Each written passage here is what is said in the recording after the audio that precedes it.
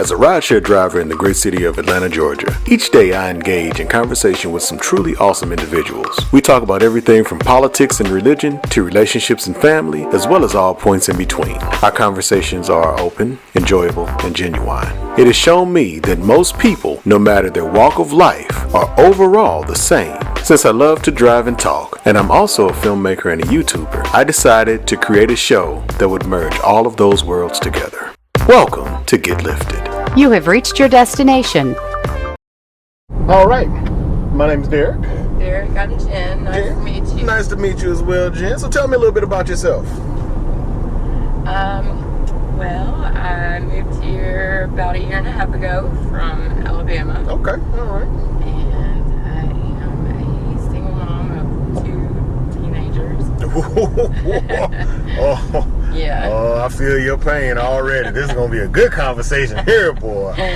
What you got? You got girls and boys, girl? I got one of each. One of each. Okay, all right. 50-50. Okay. My daughter will actually be 17 Tuesday. Okay, happy birthday. Yeah. So, and then I've got a 15-year-old son. That's exactly what I got. Really? Only I got 2 girls. I got 3 total. Okay. My son's 26. He's kicking it in LA doing his thing. Okay. But yeah, but at home You have 17 and 15. 17 and 15 at home. Alright, so we're gonna skip all the formalities. We're gonna scratch all that shit. Okay. So who's the more difficult, the girl or the boy? The boy. Really? Yes. Oh, come on, man. I swear. Come on. It's harder. Why? Why is the boy harder? I think because the girl is like me. Okay. So we tend to go the same way on things. Okay, And she's alright. very reasonable, very mature for her age. My son, not so much. He's the video gamer. Okay.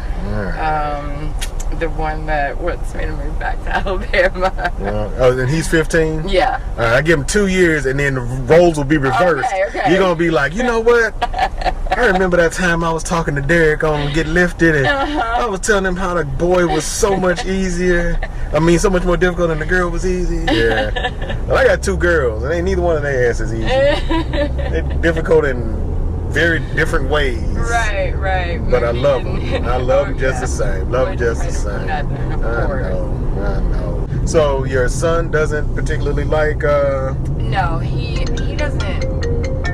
He's not objected to Atlanta. It's just all his buddies are back in Alabama. Okay. I got you. We're still on that topic. Okay. A year and a half later. A year, yeah. When I moved the first time, I was 15. I moved to Texas. Okay. And that was back like 300 years ago. You know, we didn't have FaceTime and all of that. You had to write a letter or call. Or call, and God forbid you called and used somebody's long distance. Right. That was I mean, you weren't ever allowed to do that. No, we had to be an Nobody emergency. Let me ask you this. Do you think technology is good for us or do you think it's bad for us? I think it's both. Yeah. I think it's both because, I mean, even my kids, like my daughter, she's very insightful. She's talked about how, you know, her and her brother are both early 2000s kids. Yeah. You know? And she talked about, you know, how they were the last, you know, group of kids that actually went outside and played and it's true. And interacted face to face, and you know, she talks about how like it can create an added level of anxiety, like dealing with human people now. You know, I think it really can be both good and bad. Okay. I remember the first Apple iPhone. What? Yes, I remember. Like I legit remember a friend of mine had bought it, and it was like a ridiculous amount. Nobody had ever. I mean, even the Razor was not. Like $1,000. Yeah. I mean, it still is. It still is, yeah. Right. Ain't much change. Right. In 12 years. Right. 13, yeah. But a friend of mine, handed me his phone. Yeah. And it was the original iPhone. It was very soon after it had been released, and I actually wasn't working until the rest of that time. Okay. But had recently just stopped. Yeah. So, anyways, I get this phone, and it's, you know, there's no flip, no nothing. I was like, typical, stereotypical, you know, like futuristic, just. Yeah. And I handed it back, and I was like, I don't know what to do with this. And so he had to like open it, turn it on, and then like pretty much dial it for me. Yeah. Look where we are now. Now I think everything should be touchscreen. Right. You should swipe everything and shit, man. That is crazy. I was in the bathroom the other day, washing my hands. I got the little soap out of the dispenser and shit, and I'm rubbing my hands up underneath the water, and I'm like, what the why is this water not coming on? Right. I'm moving my hands all left and right like I'm making the sign of the cross and shit like I'm in Catholic church. I'm all in it, man. I'm trying to... I say, dumbass, you gotta lift the handle on this. I done got so lazy. I've done it before. I'll be trying to swipe on my computer screen at home. I'll be like, oh shit, I need to go to the... Oh shit, that ain't gonna work. That's what technology has done to you, man. You know, I mean, it's cool. Don't get me wrong. It's cool, all of the stuff, because now every car, with the exception of this one, has all of that kind of tablet type, you know, cell phone type stuff going on, man. But I don't know. My very first cell phone was a bag phone. Oh my god! It was my aunt was so cool for having a bag phone. Who made them? Sanyo or Samsung or? I forgot who made that damn phone. I want to say Sanyo. I think it was Sanyo. I'm not sure. Man, that thing, I had it on my shoulder. I was looking cool, looking like a merce, a man bag. I was like, I had a phone in that sucker. I was like, but then I got slick, so I got tired of carrying the damn bag. So I took all the components out and I put it in my car. And I had it set up, man. You had to open up the armrest, reach inside. Oh man, you didn't tell me nothing, man. Oh my goodness. I got a friend back in St. Louis. I ain't gonna say his name because he might watch these videos. But that dude still had a pager like in 2005. No way. I was like, man, I bet someplace at the Pactel office, they probably like, I wish this bastard would go ahead and turn this shit off so I can go home. He the only person left. Doctors don't even use pages no more. No. Remember the alphanumeric pager? Hell yeah. And you could be so cool because you could write a message. Hell yeah. I had a beeper watch. Oh wow. I had an alphanumeric pager watch. You talking about some Inspector Gadget, James Bond type shit. I was like this at the airports and shit. Yeah, man. Apple Watch wasn't nothing. And it wasn't that big. It was like a normal little digital watch. Wow. But it was a pager. And then, hold up. It gets better. Because then you can take it off the watch band and clip that shit on your damn waist. No. When I tell you I was the dopest dude around. I would have had that when I was a teenager. Man. Jen, you know what? I appreciate you taking the time to participate in the Get Lifted show. Yeah, I appreciate it. All right, remember to tell your friends, and when you go to check out the channel, be sure to subscribe and hit that remind button so that you can see other videos when they start showing up. All right. You the best, homegirl. Appreciate you. Thank you. All right, I will see you next time. All right.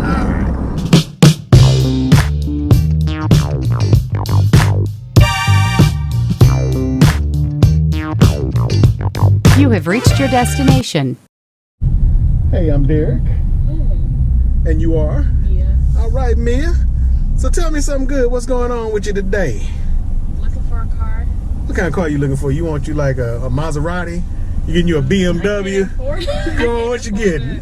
Oh, man. Regular, little rinky dink. A little rinky dink? I ain't heard that word in a long That's what I time. could afford. Rinky dink right now. Well, rinky dinks ain't bad. Rinky dinks do the job.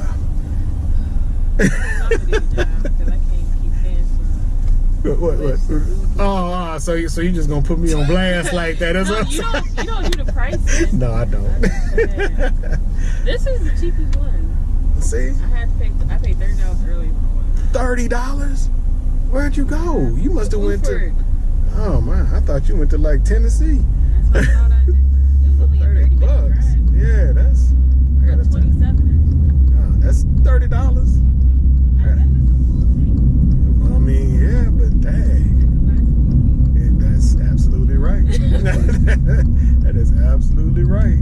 I gotta turn around because apparently I missed my turn lane. Oh, it's saying I can go up here and turn, so we're gonna do that. Where you moving from? Iowa. Iowa. So ain't no black people left in Iowa. If you left, then all the black people would. Only my siblings. See, that's what I knew. Ain't really no black people in Iowa. So if one leave, boys, they like, okay, y'all, we got to get our numbers up. 3% African Americans. 3%? That's because it's too doggone cold in Iowa. Yeah, it's like 60 now. Yeah. Where'd you go to school? University of Iowa. Okay. We went and looked at my son when he was looking at colleges. We went and looked at what's the name of that school in Iowa, that college? Can't think of the name of it. William Penn. I heard of that. Yeah, we went and looked at it. It was kind of cheesy. It's a small. I went to the biggest. Yeah. Yeah. So like nothing there. Right. Like 500. Really? Yeah, William Penn was pretty small. Yeah, it was. Not 500, but it didn't have to be. Okay. So what'd you go to school for? Uh-oh. Gonna change the world. I feel like I know the underlying secrets to the society that a lot of people know. Because a lot of people don't study politics. Yeah. Everything is literally politics. Yeah. Everything? Like everything. Yeah.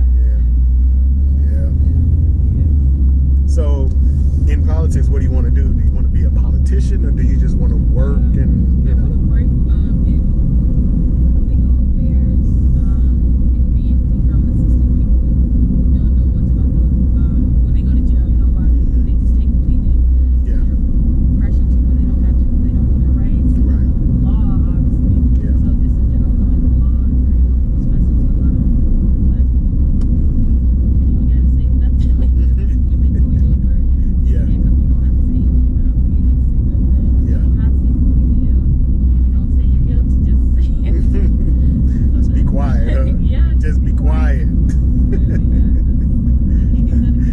That's now. Did you hear that? They can't do nothing if you don't say nothing, because they have absolutely nothing to work with.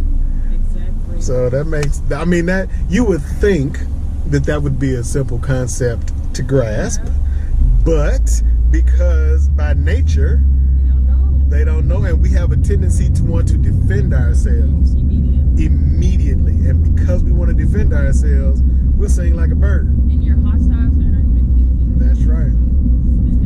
That's right. Especially black folks, boy. You know, you see a police car pull up behind you, man. Your whole everything changed. Your heart rate increased. Eyes get all dilated. Your forehead get all moist. It's unfortunate.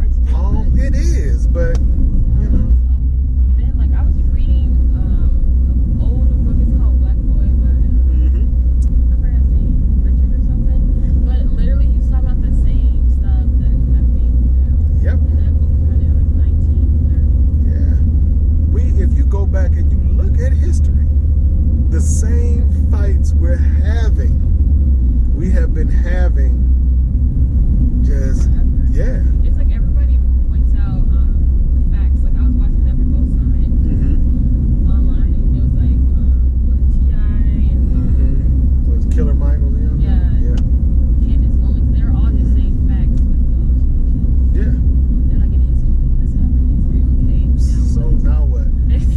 And if we could get to the point where we could come up with solutions, you know, we know what's wrong. We've been knowing what was wrong since its inception. I mean, you know, it's been wrong but how do we fix it? You know, where do we start? You know? Or people who think they have the answers are controlling, and they, you know, like, they're not like inviting leaders. You know, like somebody who just, like, you see them, they trying to be a leader, but like, I don't want to listen to them. I don't want to follow them. Look how they acting. Look how they're talking. Yeah. People are like inviting, like, something you can't relate. Did you see with you know who Umar Johnson is? Yeah. So Umar Johnson and Tariq Nasheed a couple years ago. Now, you know, they done put out all these, you know, hidden color movies, great movies, good information, and they were bickering back and forth online, calling each other names and stuff, and I'm like, brothers, come on, y'all. I mean, yeah, I mean, I understand understand Tariq Nasheed. He was basically like, look, I've been quiet long enough.